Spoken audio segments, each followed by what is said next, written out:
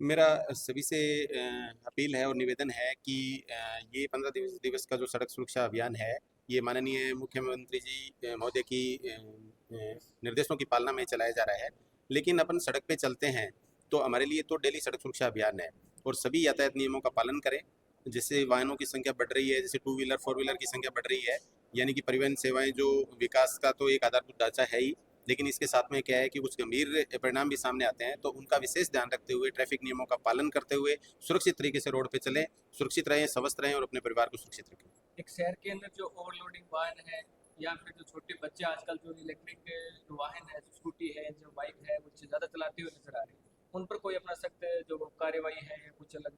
वैसे परिवहन विभाग की तो ओवरलोड पे लगातार कार्रवाई रहती है, हमेशा रूटीन का काम है और इस अभियान के अंतर्गत भी हम ओवरलोड वाहनों को बंद कर रहे हैं, सीज कर रहे हैं थानों में, डीटी ऑफिस के अंदर। और जो स्कूटी वगैरह चला रहे हैं उन बच्चों से मेरा यही निवेदन है कि सबसे पहले तो क्या है कि 18 वर्ष की उम्र पूर्ण होने पे ही ये व्हीकल चलाएं और लाइसेंस लेकर ही वाहन चलाएं और सुरक्षित तरीके से चलाएं, हेलमेट लगाकर वाहन चलाएं। इसके अलावा कुछ विद्यालयों की अगर मैं देख बात की जाए, क्योंकि सड़क सुरक्षा के अंदर जो बाल वाहिनी है वो सबसे अहम है, वो मानी जा रही है, तो काफ़ी विद्यालय हैं जो आपको शायद ध्यान में भी हो सकते हैं।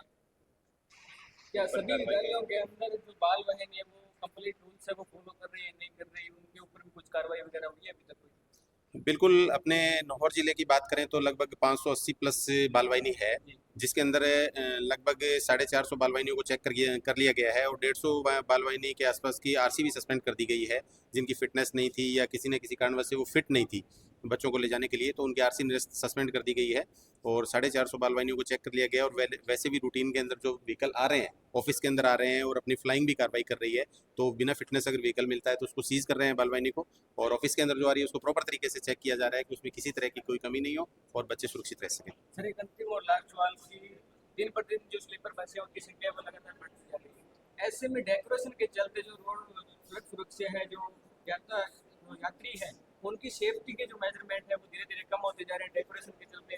ऐसे में स्लीपर बसों की भी रोड सेफ्टी जो आपका जो सुरक्षा पखवाड़ा चल रहा है, इसके अंदर कुछ चेकिंग वगैरह कुछ होगी? बिल्कुल, डेफिनेटली हम स्लीपर बसों को बहुत अच्छे से जांच कर रहे हैं और अभी प्रदेश के अंदर जो दुर्घटनाएं हुई थी उनको मद्देनजर रखते हुए स्लीपर बसों की पूर्णतः जांच कर रहे हैं। यानी कि स्लीपर बस में सबसे बड़ी चीज़ है कि 2 इमरजेंसी विंडो होनी चाहिए मेन डोर के अलावा, तो प्रॉपर विंडो चेक कर रहे हैं, उसका साइज फिक्स होता है, 2 आउटडोर होने चाहिए, प्रत्येक स्लीपर पे हैमर लगा होना चाहिए और फायर को रोकने के लिए फायर इंस्ट्रूमेंट लगा होना चाहिए। तो ये सारी चीज़ें हम चेक करके ही गाड़ी को पास कर रहे हैं। ऑन रोड जब ड्यूटी पे होते हैं तो भी प्रत्येक स्लीपर को चेक कर करके ही निकाल रहे हैं।